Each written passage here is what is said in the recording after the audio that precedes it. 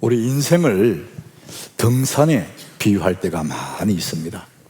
여러분, 산을 오를 때 얼마나 숨이 찹니까? 다리도 아프고 땀이 나고. 그렇지만 산 정상에 올라가서 쫙 내려다볼 때, 걸어왔던 그 아래쪽을 내려다볼 때 가슴이 막 뚫리지 않습니까? 등산하는 사람들은 그 맛에 등산을 하잖아요. 그러니까 우리 인생이 그렇습니다. 힘들고 어려워도 어느 선에 올라가서 큰 삶의 그림을 빅피처를 보면 그래도 보람을 느끼는 그런 것이 인생이죠. 자, 그래서 오늘 말씀의 제목이 삶이 곤고해질 때 빅피처를 보라. 우리 앞에 넘어야 할 산뿐만 아니라 이런저런 어려움들이 늘 다가오죠. 이 레몬 같은, 이 쓴 레몬 같은 그런 어려움도 올 수가 있다, 우리 인생에.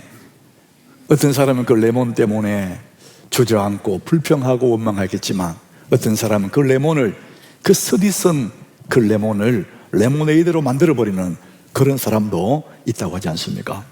그래서 고통을 축복으로 만들어버리는 사람도 있고, 고통을 고통하면서 주저앉는 사람도 있다는 것이죠. 오늘 저는 우리 하남교회 성도들에게, 우리 모두에게 다가오는 이런 어려움들이 없을 수는 없지만, 어떤 형태의 고난이 닥쳐와도 삶이 곤고해질 때, 그때 주저앉지 말고 더 빛나는 그런 사람으로 일어나기를 주님 이름으로 축복합니다. 이 목사의 마음이 그런 거예요. 우리는 고난이라는 이런 풍랑은 누구나 만나게 돼요. 이 세상이 바다라 그러잖아요. 고해 바다, 인생 항로라 그러는데, 그 바다에는 반드시 파도가 있고 바람이 부는 곳이잖아요. 자, 오늘 이게 오늘 본문 27장, 사도행 27장이 긴 장인데, 배를 타고 항해하는 그 사람들의 이야기를 이렇게 자세하게 기록할 수가 없어요. 바람 부는 바람의 방향, 그들이 물건을 어떻게 던져냈고 며칠을 굶었고 하늘의 별이 안 보이고, 너무너무 자세하게 기록을 했어요. 자, 그런데 저는 이제 이 긴 장을 요약해서 여러분에게 말씀드리고 싶어요. 이 사도행 27장의 이 내용이 사도 바울, 이 바울이 3차 전도 여행을 마치고 예루살렘에 올라왔어요. 그때 예루살렘에 있는 유대인들이 이 바울을 고소했습니다. 그래서 옥에 갇혀요. 그리고는 이제 사도 바울은 그 유대인들의 법에 의해서 재판을 받지 않고, 나는 로마 황제에게 재판받겠다. 자기는 로마 시민권을 가졌으니까. 그래서 그 당시에 전 세계를 지배하던 로마, 그 로마의 황제에게 가려면 로마로 가야 되지 않습니까? 그래서 바울이 죄수의 몸으로 압송이 되어서 이제 배를 타고 가이사 황제, 로마에 있는 가이사 황제에게 재판받으려고 이제 배를 타고 가는 거예요. 그게 오늘 본문의 내용이에요.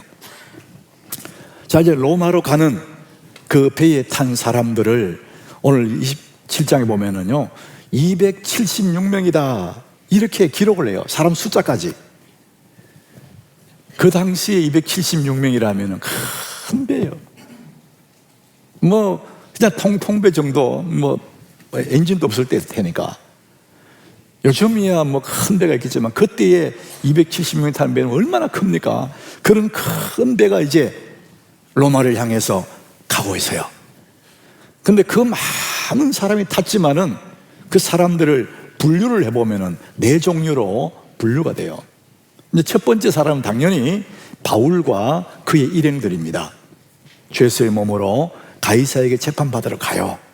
그렇지만 사실은 세계의 심장부인 로마에 가서 복음을 전하기 위해서 바울이 이제 그쪽으로 가고 있는 거죠. 이제 두 번째 부류의 사람이 있습니다. 바울과 다른 죄수들 그랬거든요. 다른 죄수들도 있어요. 이 사람들은 로마에 가서 정말 자기 죄 때문에 이제 재판을 받게 됐겠죠. 이제 그것 때문에 가고 있어요.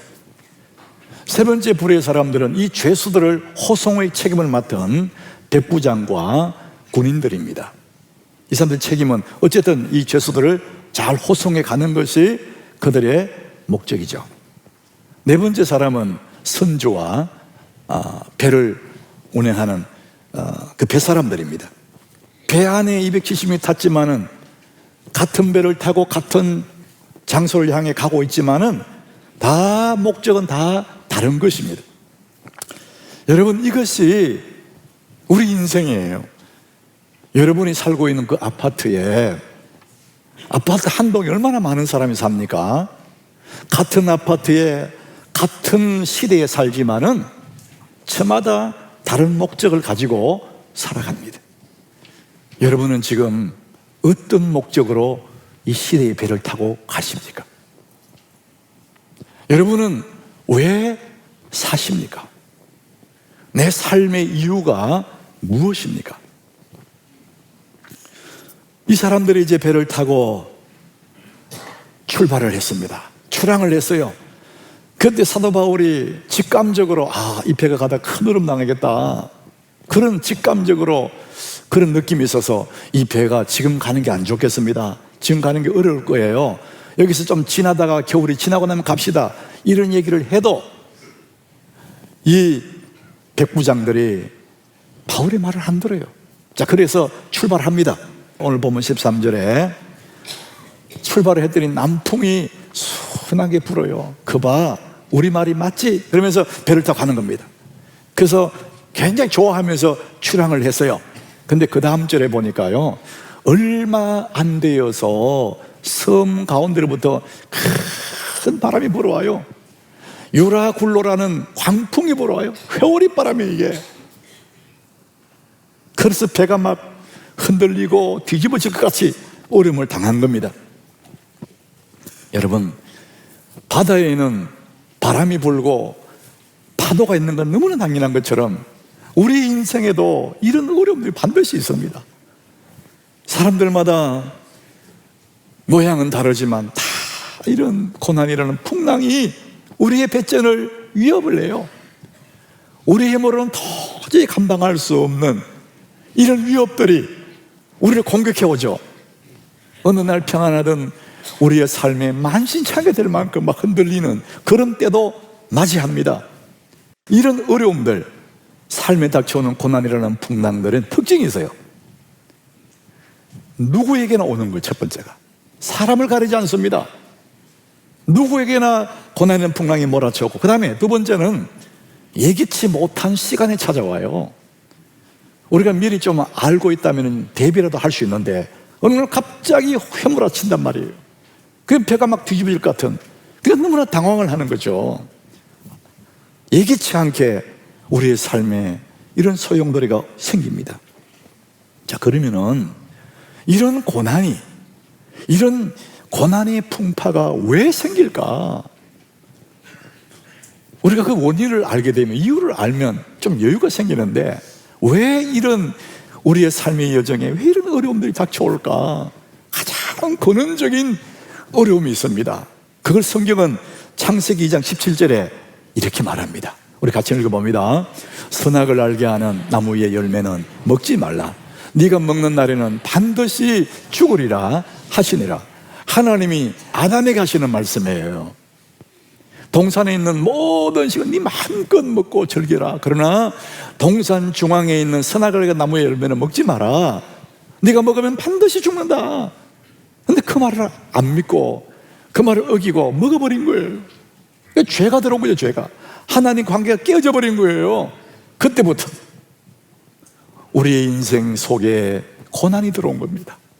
남자는 이마에 땀을 흘리는 수고를 먹게 되고, 여자들은 해산의 고통을 갖게 되고, 땅이 저주를 받아 가시를 내고, 걱정하고 고민하고 두려워하는 이런 삶의 고난이 어디서 왔느냐 하면은 하나님과 관계 속에서 찾아온 거예요.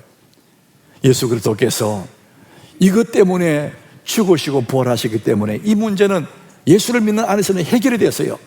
그러나 많은 경우에 오늘도 여러분들은 풍랑을 만나고 고통을 당할 때에 가장 먼저 생각해 봐야 될 것이 뭐냐면은 주님과 나 사이를, 그 관계를 생각해 봐야 돼요. 내가 하나님 앞에 어떤 범죄를 했지, 이것을 생각해내는 것이 가장 첫 번째예요. 두 번째, 왜 그런 풍랑이 오느냐? 가장 근본적인 것은 죄 때문이지만 두 번째는 뭐냐? 나의 잘못된 선택, 잘못된 결정, 이런 것 때문에 풍랑이 오는 겁니다. 오늘 본문 11절에 보니까 백부장이 선장과 선주의 말을 바울의 말보다 더 믿더라 그랬습니다. 선장과 선주는 뱃사람이 전문가들이잖아요. 당연히 그들의 말을 듣죠. 바울은 지금 사슬에 묶여있는 죄수인데 죄수 말을 들을 리가 없죠. 그런데 바울은 하나님께 영감을 받은 거거든요. 그런데 바울의 말을 묵살당하고 선장과 선주의 말을 듣고 가다가 이런 큰 풍랑을 만납니다. 우리가 어떤 일을 선택할 때 하나님의 뜻보다도 인간적인 생각, 인간적인 경험, 합리적인 조건, 이런 것에 더 마음을 두는 거예요. 그래서 하나님과 상관없이 내가 결정해 가는 거예요. 그러다가 큰 풍랑을 만나게 되는 거예요. 세 번째는 왜 풍랑을 만나느냐? 잘못 선택한 것도 아닌데 이유 없이 풍랑을 만나요. 뜻 모를 어려움을 만나요. 그런데 정말 다행스러운 것은 우리의 인생 여정에서 만나는 모든 문제에는 답이 있습니다. 따라합시다. 모든 문제에는 답이 있다. 여러분, 답이 없는 문제가 없어요. 자, 우리 그런 답이 있다는 걸 가지면 약간의 여유가 생기죠. 답이 있어. 자, 오늘 18절, 오늘 본문 18절을 봅니다. 이 사람들이 풍랑을 당하는데 풍랑을 만나서 우리가 풍랑으로 심히 애쓰다가 그 문제를 해결해 보려고 엄청나게 해서, 그래서 이튿날 사공들이 짐을 바다에 다 버려버리는 거예요. 그 문제를 풀어보려고. 자, 그 다음 절에, 자, 그렇게 해도 안 돼요. 그러니까 사흘째 되는 날에는 배의 기구를 그들의 손으로 다 배의 기구를 버려버려요. 살아야 되니까 발부동을 치는 거죠. 그 다음 20절에 보니까요, 그래도 안 되는 거예요. 여러 날 동안 해도 별도 보이지 않아요.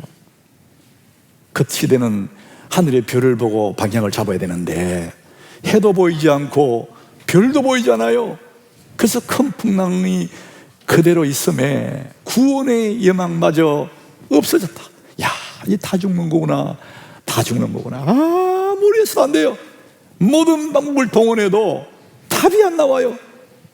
아끼던 거 다 버려도 안 되고 말이죠. 이럴 때 어떻게 할 거냐? 제가 일반적인 사람들 어려움 당하면 어려움을 해결하려고 막 애를 쓰지 않습니까? 근데 거기에 좋은 방안이 두 개가 있습니다.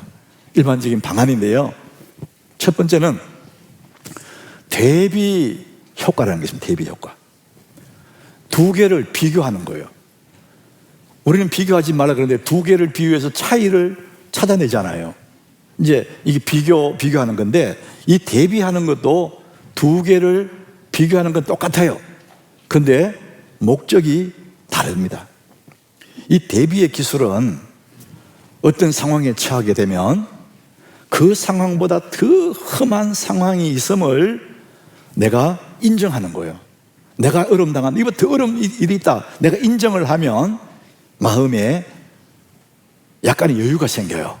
힘의 근거를 찾게 됩니다. 그래서 의도적으로 내가 생각하기에는 대비하는 그 대상을 굉장히 과장을 하는 거예요. 더 크게 과장해서 그것을 직면한 후에 그 문제에서 벗어나는 심리치료 기법이에요. 예를 들면 이런 겁니다. 누군가가 여러분을 찾아와요. 그리고 여러분에게 자기 고민을 털어놔요. 좀 도움을 달라고. 나는 사람 앞에만 서면은 이렇게 손이 떨려. 이 손이 떨리니까 직장에도 갈 수 없고 이 사회생활을 할 수 없어요. 난 너무 손이 떨려요. 이렇게 여러분에게 고민을 털어놓으면은 여러분 뭐라고 대답해 줄 거예요? 대부분이 마음을 편안하게 하세요. 근데 그 말은 그 사람에게 약간의 위로는 되지만 궁극적인 도움이 안 돼요. 다 그렇게 말할 거예요. 긴장하지 말고 마음을 편안하게 하세요. 해결책은 아니죠. 근데 빅터 프랭클이라는 사람, 이 사람은 유대인인데 정신과 의사거든요. 그 죽음의 수용에서 살아난 사람이잖아요. 자, 이 사람이 이제 이 대비 효과, 그 기술을 가지고 그 사람 치료합니다. 손 뜨는 사람 만나요. 손을 뜬다고요? 오케이. 그러면은 나하고 같이 손 떨기 시합을 합시다. 그렇게 되는 거예요. 그러니까 그 사람이 눈이 둥그래요. 아니, 선생님도 손 뜨십니까? 아니, 나는 평소에는 안 뜨는데 마음만 먹으면 얼마든지 떨 수 있습니다. 자, 시작. 떨기 시작. 막 손 떨기 하는 거예요. 웃기잖아, 그죠? 한참 하다가 그 환자가 이렇게 말하면, 아이고, 힘들어서 못 떨겠습니다. 안 떠는 거 그때부터. 힘들다고. 나보다 더 심한 경우와 대비하는 거예요. 그러면 객관적인 눈이 열리기 시작합니다. 아, 나만 괴로운 게 아니구나. 나만 이런 게 아니구나. 마음의 여유가 생기기 시작하는 거죠. 욥을 보면 우리 대비 효과가 정확하게 드러납니다. 재산을 하루아침에 다 잃어버렸어요. 가진 재산 다 잃어버렸어요. 거기다가 아들 7, 딸 3을 잃어버려요. 한순간에 죽어버리는 거예요. 여러분, 자식 하나 잃어도 부모는 너무 고통스러워요. 그런데 한꺼번에 10명이 사라져요. 자, 그럴 때 욥이 어떻게 했냐? 욥기 1장 20절에 욥의 행동을 정확하게 기록했어요. 욥이 일어나 겉옷을 찢고, 고통스러우니까 옷을 찢어요. 그리고 머리 고통스러울 때 머리를 찢거든요. 뜯거든요. 근데 머리를 밀어버려요. 너무나 고통스럽다는. 그러면서 땅에 엎드려서 예배하는 겁니다. 자, 그 다음에 욥의 고백을 들어보면 그 다음 절에 이르되, 우리 같이 읽어봅니다. 내가 모태에서 알몸으로 나와서 온즉 또한 알몸이 거리로 돌아가올지라. 주신 이도 여호와시요 거두신 이도 여호와이시니 여호와 이름이 찬송을 받으실지니이다 하고, 다 잃어버렸어요. 너무 힘들 때 욥은 자기가 세상에 태어났을 때, 처음 왔을 때와 대비합니다. 아, 그때는 나는 알몸이었잖아. 아무것도 없었지. 그날을 대비하면서 오늘의 고통스러운 상황들을 이겨내는 것입니다. 또 하나의 방법이 있습니다. 살아온 날들을 돌아보는 거예요. 높은 산에 올라서 저 아래를 쭉 내려보듯이 그 자기 자신이 객관화가 되는 것이죠. 이게 전도서 7장 14절에 그 말씀이 기록되어 있어요. 우리 같이 읽어봅니다. 형통한 날에는 기뻐하고 곤고한 날에는 되돌아보아라. 이 두 가지를 하나님이 병행하게 하사 사람이 그의 장래일을 능히 헤아려 알지 못하게 하셨느니라. 우리가 형통하고 뭐가 잘 될 때 기뻐하면 되죠. 그런데 곤고한 날, 큰 삶의 풍랑이 내 삶에 몰아쳐올 때, 인생이 곤고해질 때 어떻게 하느냐? 되돌아보아라 그럽니다. 살아온 날들을 이렇게 한번 돌아보라는 거야. 내 삶의 굽이굽이 기가 막힌 어려움들이 있었어요. 그런데 그때 생각해 보니까 그때도 내가 살았는데, 그때도 내가 견뎠는데, 그러면서 오늘과 대비시켜 보면 아무것도 아니라는 것이죠. 지난 날을 회상하면 오늘을 살아갈 수 있는 힘이 생깁니다. 그래서 시편 103장 2절에 이렇게 말하면 같이 읽어봅니다. 내 영혼아 여호와를 송축하며 그의 모든 은택을 잊지 말지어다. 나의 삶의 순간마다 때마다 함께 하셨던 그 하나님을 회상해 보는 거예요.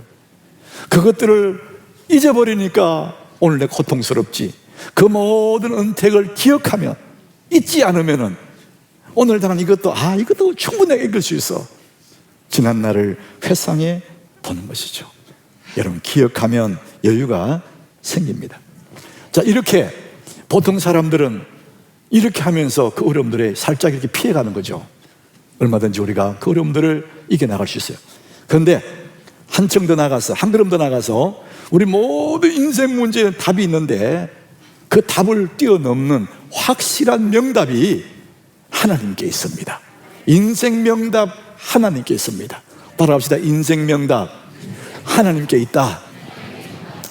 자, 그래서 저는 오늘 여러분의 인생 명답을 어떻게 찾아낼 것이냐, 하나님의 방법을 우리 한번 오늘 말씀을 통해서 보자는 거예요. 우리가 살고 있는 이 시대에는 굉장히 많은 뉴스들이 많습니다.